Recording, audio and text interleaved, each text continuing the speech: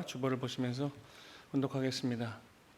사탄의 침범은 하나님의 심정을 유린하는 데서부터 출발했기 때문에 사탄을 굴복시켜 심판할 수 있는 제일의 기준은 하나님의 심정을 부활시키는 것입니다.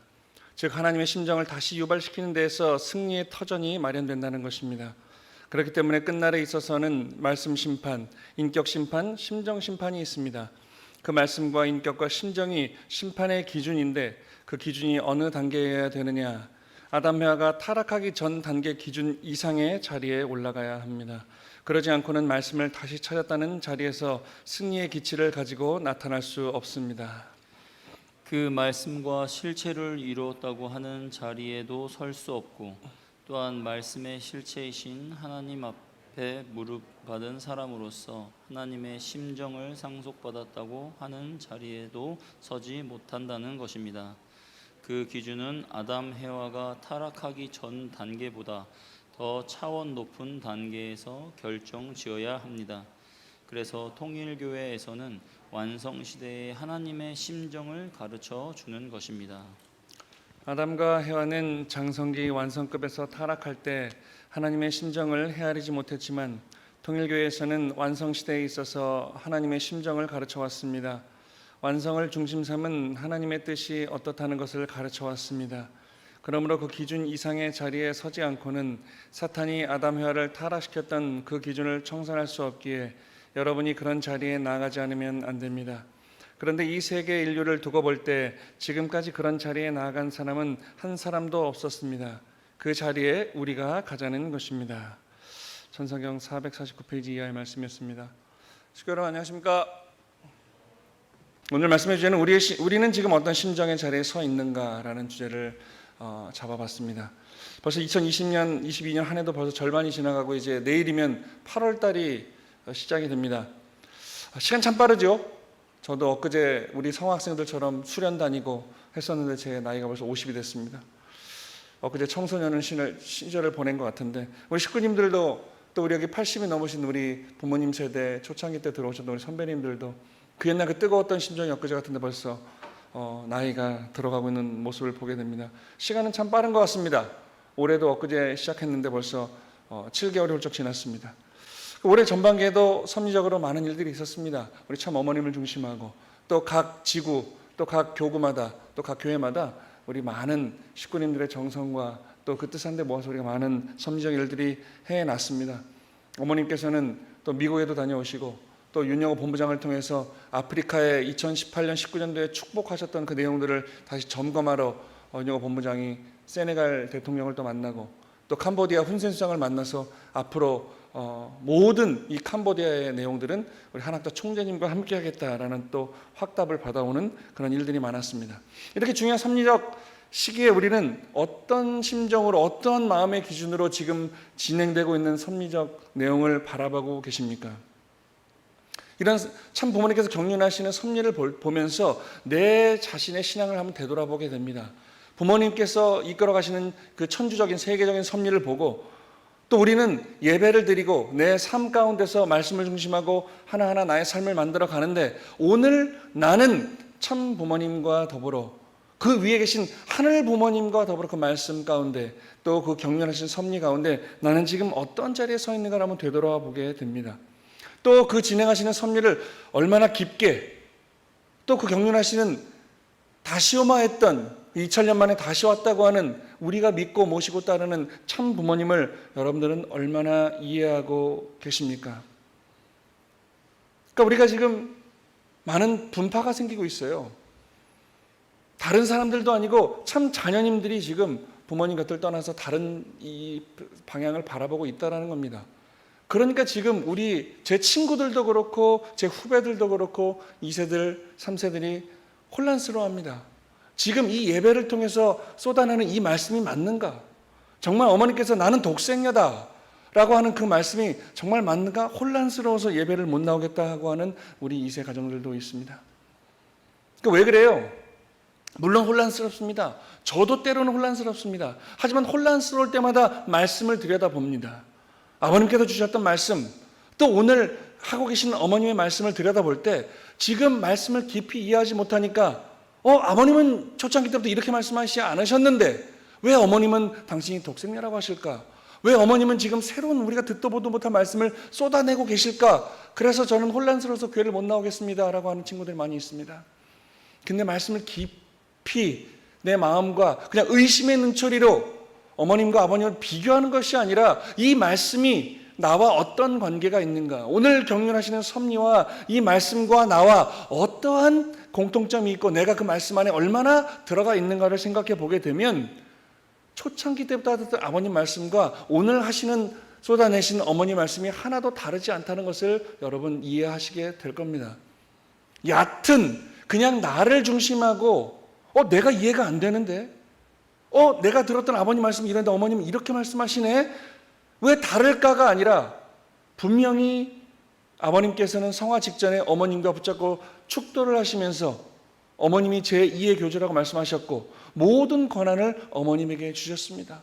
그리고 메시아는 참 부모는 재림주는 이 땅 가운데 전무후무하고 이 참 부모님밖에 없고 이후에도 없다라고 말씀하셨습니다. 그리고 우리에게 축복해 주신 것이 진짜 메시아 참 부모는 참 부모님이시니까 너희들도 모두가 다 메시아가 되고 참 부모가 되어라. 그래서 우리에게 참된 부모가 될 수 있게 축복을 해주셨습니다. 참된 가정을 선물하셨습니다. 그리고 우리에게 종족적 메시아가 되어라. 너희들도 나와 같이 세상을 호령할 수 있고 하나님을 등에 업고 주인이 될 수 있는 메시아가 되어라. 그래서 신종족 메시아를 우리에게 선물해 주셨습니다. 그리고 천보를 이루어라. 하늘의 보배가 되어서 이 지상 가운데 우리가 살아서 하는 모든 일들이 책임을 완성할 수 있는 그 조건을 우리에게 선물하셨습니다. 지금 제가 짧게 이야기한 이 내용만 가슴에 담아도 정말 우리는 힘든 섬 얘기를 가는 것이 아니라 정말 참 부모님으로부터 하늘 부모님으로부터 엄청난 축복을 받고 사는 사람들이구나라는 것을 식구 여러분들이 마음이 열려 있다면 오늘 어머니 말씀이 100% 가슴에 알알이 꽂힐 것입니다. 아까 말씀드렸듯이 우리 아이들에게 성지순례를 갔는데 첫날부터 도착하자마자 범례골 성지에 오후 2시에 그 땡볕에 올라가서 여기가 아버님이 기도하셨던 곳이다. 제1성지까지 올라가자 하면 아이들이 짜증내겠죠.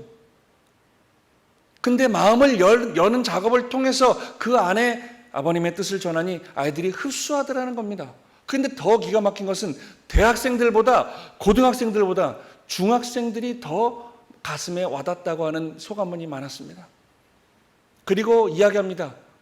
이러한 은혜롭고 재미있는 수련이라면 성지순례라면 무조건 또 가고 싶습니다. 그래서 우리는 이 어려운 길을 지금 우리가 가는 길이 100% 이해하지 못하고 내가 참 부모님과 심정적으로 동화되지 못하니 우리는 어려운 길을 갑니다. 우리가 이 어려운 섬 얘기를 그래도 오늘 이 시간에 예배를 드리고 참 부모님께서 이러한 섬적인 책임이 있다라고 할 때 그래도 내가 그 길을 가겠습니다라고 하고 결심하고 그 길을 행하고 있는 우리 식구 여러분들, 우리가 이 길을 가는 이유는 단 한 가지입니다. 오직 참 부모님 때문입니다. 오늘 이 성가대 찬양도 되게 딱 맞게 참 부모님만. 그럼 참 부모님 우리한테 왜 필요한가? 그냥 우리의 교주, 우리의 교회를 창시하신 여러 말씀을 주셨으니까 그 말씀을 따라가는 그런 추종자의 입장인가? 아니면 참 부모님이 오늘 나의 삶 가운데 더 나아가서 확대된 우리의 인류를 놓고 볼 때 우리가 왜 참 부모님을 필요로 해야 하는가? 이 인류가 왜 참 부모님이 있어야 하는가?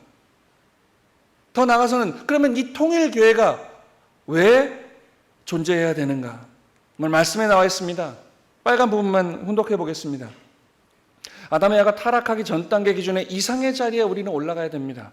그러지 않고는 말씀을 다시 찾는다는 자리에서 승리의 기치를 가지고 나타날 수 없습니다. 그렇습니다. 아담과 여가 태초부터 타락해서 우리 모든 걸 사탄에게 빼앗겨버렸기 때문에 그 이 기준 이상의 자리로 우리는 다시 돌아가야 되는데 참 부모님이 계시지 않고서는 그 주신 말씀을 중심하지 않고서는 우리는 되돌아갈 수 없다라는 겁니다. 그래서 원리강론 40쪽에는 이런 말씀이 나옵니다. 인간은 이와 같이 피조세계의 중심으로 창조되었기 때문에 하나님과 인간이 합성일체화한 자리가 바로 천주의 중심이 되는 자리인 것입니다. 타락했기 때문에 하나님과 인간이 타락 이전의 자리, 하나님과 인간이 완전히 하나 되는 그 자리가 바로 천주의 중심의 자리다. 천주는 이 모든 피조 세계를 이야기한다고 했습니다. 영계와 역계를 통틀어서 말하는 것이 천주라고 했습니다. 그 천주의 중심이 되는 자리, 하늘 부모님이 3천만 년을 준비해서 하나하나 빚어놓은 이 피조 세계의 가장 중심이 되는 자리에 우리 인간이 하늘 부모님과 함께 있는 겁니다. 그래서 이 천주의 중심 자리가 뭐냐? 이러한 도표를 그려보게 됩니다. 우리는 태어납니다. 그리고 따먹지 말라는 계명을 받았습니다. 그리고 아담과 에와는 타락을 하고 맙니다. 그리고 지금 6천년이라는 시간이 지났습니다. 이거를 숫자로 매겨봤습니다. 이건 정해진 게 아니라 1, 2, 3번을 매겨본다면 우리는 장례식, 죽어서 연결 가면 장례식 시대를 지났습니다. 그래서 참 부모님의 축복을 받고 우리는 복귀가 되어졌다.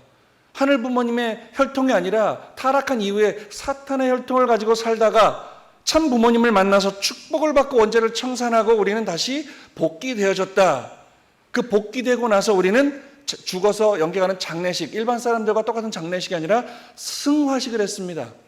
흥지님의 1984년 1월 2일 흥지님의 죽음으로 말미암아 성화로 말미암아서 그때부터 비로소 우리 모든 축복 가정들은 이제 참 가정에서 희생을 통해서 우리를 한 단계 격상시켜준 겁니다. 그래서 우리는 장례가 아니라 승화를 할 수 있었습니다. 왜? 복귀되어졌기 때문에. 하늘 부모님의 혈통으로 복귀되어졌기 때문에 우리는 장례가 아니라 승화식이 됐습니다. 하지만 우리는 복귀되어졌으나 아직도 타락할 가능성을 많이 갖고 있는 자녀들입니다. 그래서 그 원리강론 40페이지에서 아버님께서 적으신 그 말씀, 우리는 하늘 부모님과 인간이 합성일체화할 수 있는 천주의 중심의 자리로 가야 한다. 그 천주의 중심의 자리는 뭐냐? 계명 이전의 자리라는 거죠. 따먹을 수 있는 환경조차, 가능성조차 없는 그 시대, 온전히 하늘 부모님과 하나 된 시대. 그래서 우리는 그 시대를 참 부모님으로 인해서 가기 때문에 우리는 승화식을 넘어서 이제 성화식을 하게 된 겁니다.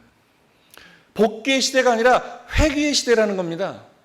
타락으로 말미암아서 그 혈통을 끊어내고 하나님 부모님의 혈통으로 오는 그 시대가 아니라 이젠 타락 이전의 자리, 아담과 헤와가 16세 때 타락하기 이전에 타락의 가능성도 없었던 14세 때 따먹지 말라고 계명을 주셨다고 했는데요.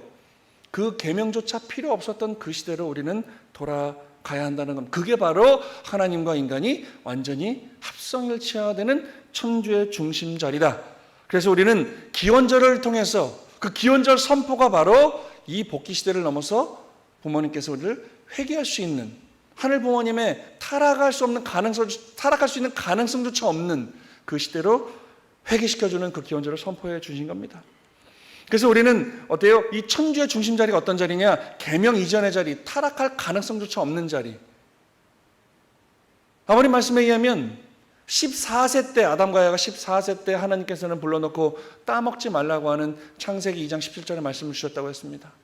에덴 동산에 있는 모든 과실을 다 따먹어 곡식은 먹어도 되나? 저 에덴 동산 한가운데 있는 선악과는 따먹지 말아라. 따먹는 날에 너희가 정령 죽으리라 했다는 거예요. 근데 왜 14세 때 그 계명을 주셨을까요? 그 이전에는 왜 따먹지 말아라 정령 죽으리라는 말씀을 주지 않으셨을까요? 14세 이전에는 우리의 몸에 2차 성징이 오지 않기 때문에 본능이, 그 성적인 본능이 깨어나기 이전입니다. 우리는 3대 본능이 있습니다. 식욕과 수면욕과 성욕이 있습니다.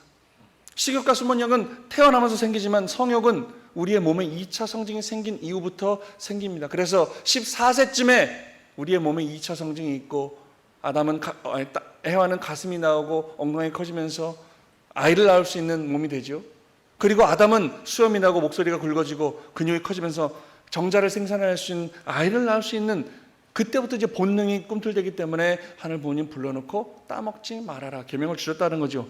계명 이전의 자리는 이야기해도 모르는 정말 순수한 자리에 있는 우리가 이제 그 계명 이전의 자리, 원리 강론에서 말씀하고 계시는 천주의 중심 자리, 하늘 부모님과 우리가 완전히 하나 된 자리로 돌아가야 된다. 회귀해야 된다라는 겁니다.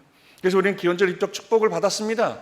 그 기원절 입적 축복을 받은 우리는 아담이 타락하기 전에, 또 예수님이 참 부모님이 태어나시기 이전에 그 계명 이전의 자리로 들어간 거다. 회귀한 거다. 그러한 조건적인 자리를 우리에게 축복해 주셨다는 거예요. 근데 왜 우리는 아직도 1번의 자리, 계명 이전의 자리가 아니라 아직도 우리는 장례식을 하는 3번의 자리에, 복기도 되어진 이 자리에 살고 있습니까? 듣기는 참으로 어렵습니다. 말씀드렸지만 참 가기 어려운 길입니다. 지금 그 아베 총리의 이 저격 사건 때문에 우리가 지금 또 공격받고 있습니다. 공교롭게도 그 아베를 저격한 그 청년이, 그 어머니가 우리 교회 식구였죠. 많은 헌금섭리를 했기 때문에 자기들이 힘들었다. 그래서 나는 죽이고 싶었다. 그래서 아베 총리를 죽였습니다. 그 이후에 지금 많은 파장들이 벌어지고 있습니다. 일본에서는 TV만 틀면 통일교 욕하는, 1992년도 독가스를 살포해서 많은 사람을 죽였던 오음진리교랑 같은 동급으로 보는 그런 상황이 벌어지고 있습니다. 그리고 저도 어제 연락을 받았는데 지금 PD수첩에서 우리 교회를 공격하기 위한, 통일교에 대해서 가정연합에서 잘 아는 분이나 헌금으로, 많은 헌금으로 피해를 보신 분의 연락을 기다립니다. 아마 수주 안에 방송이 될 것 같습니다. 그리고 지금 2세 가정들이 이러한 모습을 보고 이거 내가 이 길을 가는 게 맞는가? 라고 지금 심정이 흔들리고 있습니다. 이러한 내용을 보니까 우리는 이 세상이 언제 다 복귀될까? 우리는 배운 말씀에 의해서 메시아만 오면 모든 게 다 끝날 줄 알았는데 지금 아직까지도 우리는 이 핍박을 받고 사입이 이단이라는 소리를 듣고 있습니다. 모든 사람들의 생각이 다 다릅니다. 심지어는 우리 식구들의 생각도 다 다릅니다. 참 부모님을 바라보는, 이 말씀을 바라보는 이 시각이 다 달라요. 생각이 다른 거예요.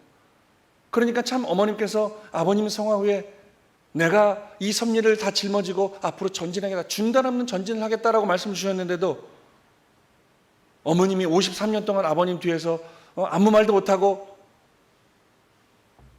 속된 말로 찌그러져 있었기 때문에 내가 이제 아버님이 안 계시니까 내가 모든 걸 다 주관하겠다, 내가 다 왕노릇을 하겠다, 이렇게 착각하는 사람들이 너무 많다라는 거예요. 기억하시는지 모르겠지만 아버님께서 1971년도에 그 청평성지를 손수 이 식구들과 망치질 삽질하면서 지으시면서 그걸 다 지으신 다음에 그 젊으셨던 어머님 손을 붙잡고 그 천성산 자락부터 우리 그 청평성지에서 둘러보면 보이는 그 모든 땅들을, 산들을 올라가면서 어머님께 아버님이 이런 말씀을 하셨답니다. 아버님 성화하시고 13일 이 천주 성화식이 끝나고 첫 공식 석상에서 나오셔서 어머님이 하신 말씀입니다. 그때 아버님이 이런 말씀 하셨다는 거예요. 손을 붙잡고 그 산자락 올라다니면서 엄마 여기다는 뭘 해줘야 돼? 엄마 여기다는 뭘 해줘야 돼? 엄마 여기다는 뭘 해줘야 돼? 그때 어머님은, 그 젊으셨던 아버님이 아버님 스스로 하시면 되는데 이걸 왜 나한테 해달라고 하실까? 이해를 못했는데 아버님이 성화하시고 나서 13일 성화식을 지내면서 눈물로 아버님을 그리워하면서 그때 아버님 말씀을 생각하니 이런 뜻이 있었구나. 결국에 아버님은 뜻을 펼치고 뜻을 종결지어야 될 사람은 바로 나구나라는 것을 깨달으셨답니다. 그리고 제가 그때 학사장 할 때인데요, 그 천정궁 정문에서 그 비표를 받고 식구들 그 조문하러 오는 사람들을 입장시키는 일을 했습니다.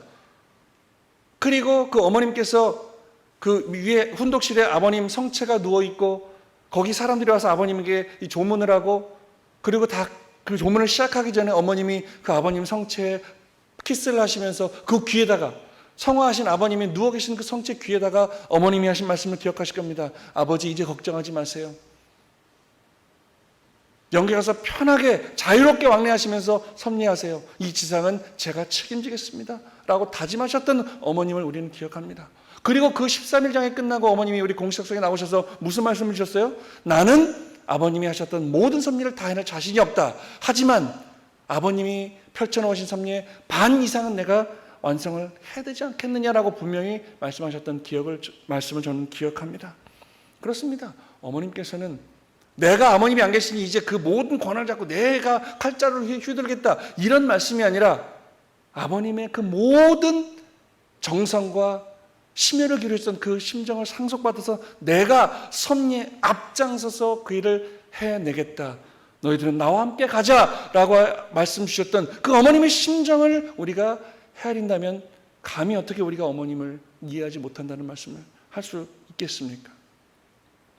참 저도 가정적으로 어려움을 겪어보니 우리 아들 하나 있고 딸 하나 있는 그 아이들이 때로는 이 수련 가라면 안 가고 때로는 사고도 치고 그런 모습을 보면서 정말 가슴이 아팠습니다. 저는 어렸을 때부터 우리 아이들을 정말 강하게 키웠거든요. 잘못하면 귓방망이도 때리고 제가 섭리라고 하는 나만의 테두리를 그어놓고 여기서 벗어나면 제가 강하게 키웠습니다. 그랬는데 그 아이들이 지금에 와서 아들이 25살 되고 딸이 21살 됐는데 지금에 와서 그런 이야기를 해요. 지금 성인이 돼서 이제 친구처럼 지내려고 노력합니다. 그때 아빠가 너무 싫었답니다.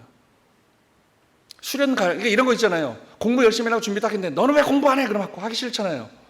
그런 것처럼 그래 이번에 방학했으니 수련 가서 이번에는 아빠가 이야기하기 전부터 열심히 해야겠다 그랬는데 거기서 너는 왜 수련 안 가려고 그래? 또 제가 그랬다는 거예요. 그러니까 이런 내용을 놓고 볼 때 정말 우리는 참부모님을 바라보는 시선이 하나로 모아져 있습니다. 생각해 보십시오. 지금 어머님 입장에서는 자녀님들이 다 어머님을 배신하고 밖에 나가 있습니다.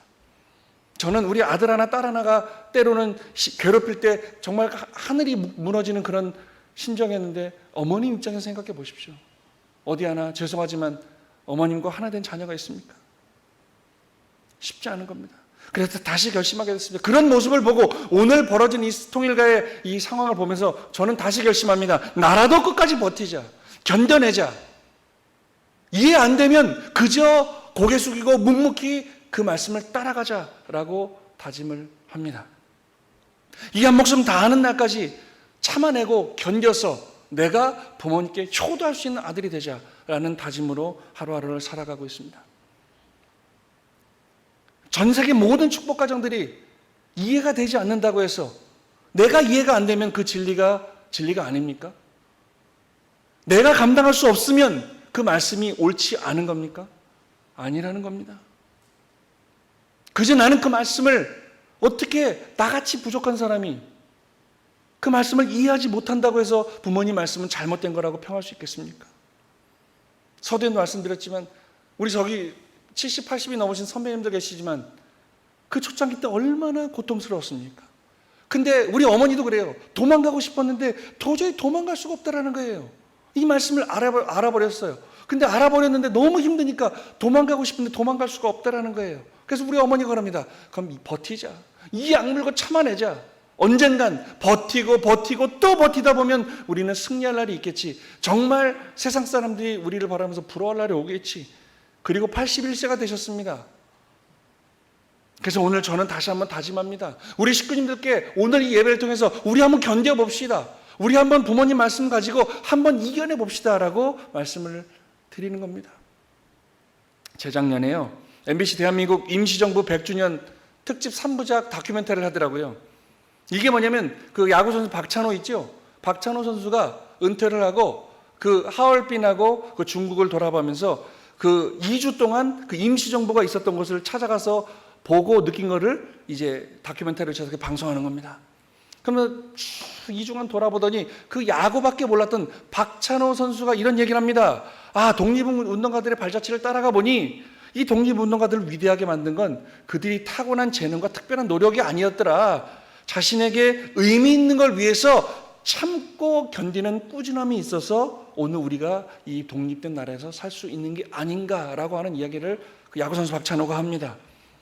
쭉 이야기를 듣고 그 역사가와 함께 다니면서 그 우리가 어떻게 독립운동을 했는가를 얘기를 들어보더니 뭐 특별한 사람이 독립운동을 하는 게 아니라 정말 이 독립이라고 하는 이 나라를 사랑하는 그 애국심을 가지고 그렇다고 한다면 이 암울한 세계에서 내가 참고 견뎌서 독립이 되는 날까지 운동을 해야겠다라고 했다는 거예요.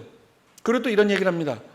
이제는 좀 알겠어요. 대단한 게 애국이 아닙니다. 각자 열심히 일하고 주위를 돌아보고 공익을 위해 자신이 할 수 있는 것을 하는 겁니다. 독립운동가들이 그랬듯 하루하루 그렇게 살아 습관으로 만드는 것.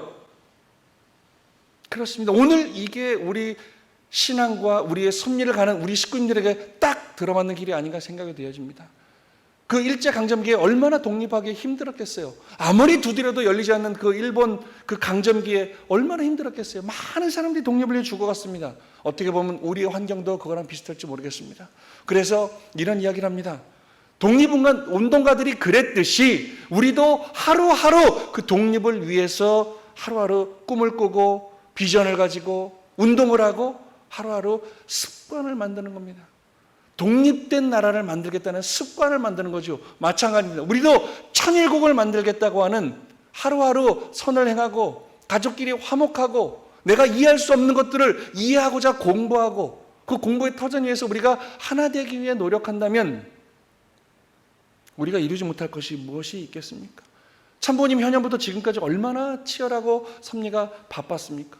또 예수님의 그 공생의 노정 3년, 꼬작 3년이었지만 그 3년 동안 예수님은 얼마나 고민하고 얼마나 애달팠겠습니까?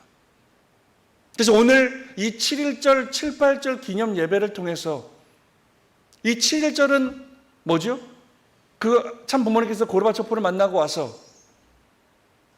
여성연합을 출발시키기 이전에 이제 기도를 통해서 이 7.1절을 선포하시면서 참 어머님과 참 아버님은 동등한 관계가 됐다라고 선포한 날입니다. 그 전까지는 자녀님들이 부모님께 경배하고 어머님이 아버님께 경배하고 부모님이 하나님께 경배했습니다.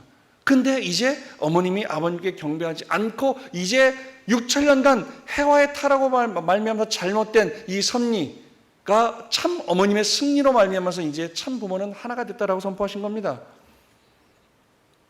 그러면은 어머님은 이 날을 선포하기 전까지 얼마나 고달픈 삶을 사셨을까? 참고 견디라는 이야기입니다. 식구 여러분, 우리 참고 견딥시다.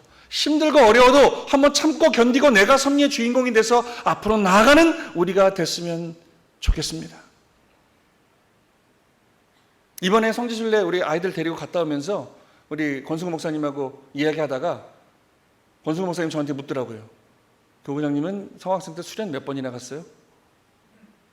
그래서 제가 되돌아보니까 중학교 1학년 때부터 고등학교 3학년 겨울까지 단 한 번도 수련을 빠지지 않았더라고요.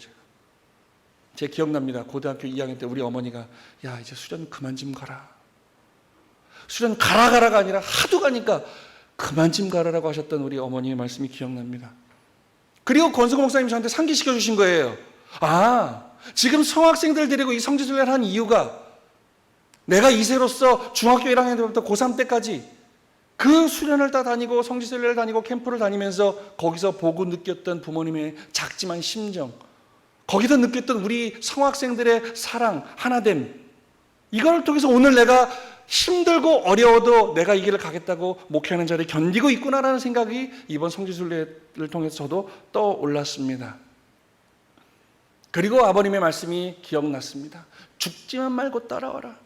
이 말씀을 주실 때 아버님은 어떤 심정이셨겠어요? 너희들이 어찌 하늘부모의 심정을 다 이해할 수 있겠느냐?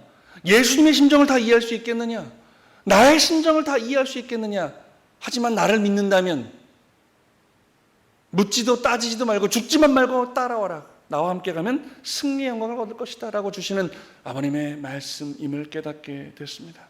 그래서 이번 성지순례 때 우리 아이들도 많이 즐겁고 많은 은혜를 받았지만 제일 은혜 받은 사람은 우리 권승우 목사님하고 접니다. 얼마나 은혜를 받았는지. 우리는 뭐 수십 번 가본 범례골이었지만 여수청에 가든이었지만 그곳에 가서 우리도 새롭게 기도를 했지만 그 모습을 보고 깨달음을 흡수하는 아이들을 보면서 야 이게 정말 우리가 가야 할 길이구나. 근데 정말 힘들더라고요. 제가 그러니까 코로나 전까지는 이 성지순례를 강남에 했을 때는 코로나 때 못했지만 영등포에서 매년 했습니다. 송파교장 때도 했습니다. 카포 했을 때도 했습니다. 하나도 힘들지 않았는데 이번엔 너무 힘들더라고요. 따져보니까 권 목사님하고 저하고 유인재 부회장하고 봉고차 세대로 1200km를 운전했어요. 교대해주는 사람도 없이. 그러니까 차 옆에 권승우 목사님 차랑 유인재 부회장님 차랑 제 차 옆에 커피, 핫식스, 막 고카페인 음료가 막 쌓이는 거예요. 우리가 졸면 큰일 났네. 결국 휴게소 쉴 때 권 목사님 졸지 마세요. 큰일 부회장 졸지 마. 그랬던 기억이 납니다. 자, 오늘 말씀해 주시는 우리는 지금 어떤 심정의 자리에 서 있는가? 말씀 가운데 나옵니다. 하나님의 심정을 다시 유발시키는데 승리의 터전이 마련된다는 것입니다. 오늘 본문 말씀입니다. 하나님의 심정을 유발시키는데 다시 유발시키는데 우리의 승리 터전이 마련된다. 사탄을 이겨야 되는데 그게 아니라 오늘 얼마 전에 어머니께서 주셨던 말씀과 일맥상통합니다. 하늘 부모님을 움직여야 된다. 영계에 있는 아버님을 움직여야 된다. 그래야 우리가 승리할 수 있다라고 주신 그 아버님과 어머님의 말씀. 그렇습니다. 6천년간 어둠 속에 숨어 계셨던 그 하늘 부모님을 움직일 수 있는 조건만 세우면 우리는 이 세상이 떠나갈 수 있는 그 폭풍과도 쏟아지는 아버님 말씀처럼 정말 저 성전의 입구에 하루에도 수백 명씩 도대체 통일교회가 뭐냐? 도대체 참부모님이 누구냐? 어떻게 오셨습니까? 밤마다 잠만 자면 꿈에 조상들이 나와서 여기 안 가면 죽는다고 하는 그런 날이 머지않아 올 것이다라고 분명히 아버님께서 말씀을 하셨는데 오늘 우리는 어떠한 심정의 자리에 서 계십니까? 참부모님을 따르고 안 따르고는 여러분 개인의 선택이지만 그 말씀이 옳다 그르다를 그 행하시는 일이 옳다 그르다를 판단할 수 있는 자격은 그 누구에게도 없다라는 말씀을 하셨습니다. 그 자격은 오직 하늘 부모님한테만 있다. 그래서 오늘 이 섭 얘기를 가고 있는 여기 남녀노소 우리 모든 식구님들 오늘 이 예배를 통해서 아니면 지금 경륜하시는 참 어머님을 통해서 아니면 그 초창기 때부터 우리에게 보여주셨던 그 아버님의 뜨거우셨던 열정을 통해서 거듭나는 오늘이 됐으면 좋겠습니다. 내가 오늘 이 참부모님 말씀을 따라가고 축복을 받았음이 이 세상 억만금을 줘도 바꿀 수 없는 자랑이고 기쁨이었으면 좋겠습니다. 식구 여러분 힘드시죠? 힘내십시오. 그리고 우리 한번 견뎌봅시다. 우리 잘 참아내 봅시다. 그러면 반드시 엄청난 축복이 오리라 저는 믿습니다. 소문 반복내는 말씀 아시죠? 웃으면 복이 온다는 뜻입니다. 힘들어도 많이 웃었으면 좋겠습니다. 제가 이번에 성지순례 가운데 한 가지 이야기만 하고 마치겠습니다. 어떤 중학교 2학년짜리 여자애가 저한테 물어요. 제가요 그 봄내골 올라가면서 땀을 삐질삐질 흘리고 옷이 다 젖고 너무 힘들어 토할 것 같았는데 근데 제 얼굴이 웃고 있더랍니다. 그래서 그 중학교 2학년짜리 여자애가 저한테 와서 그러는 거예요. 교구장님은 왜 맨날 웃고 있어요? 내가? 나는 힘들어서 맨날 찌들고 인상 쓰고 있는 것 같았는데 나도 모르는 사이에 내 얼굴에서 항상 미소가 번진다는 이야기를 하더라고요. 웃으면 복이 오겠구나. 그래서 힘들어도 내 안에 있는 나는 힘든 것 같지만 항상 참사랑의 빛을 발산하는 미소를 발산하는 우리 식구님들이 됐으면 좋겠습니다. 그래서 우리가 더욱더 참부모님이 우리를 통해서 힘내실 수 있는 자랑스러운 축복 가정들로 거듭나는 올 여름이 됐으면 좋겠습니다. 기도하겠습니다.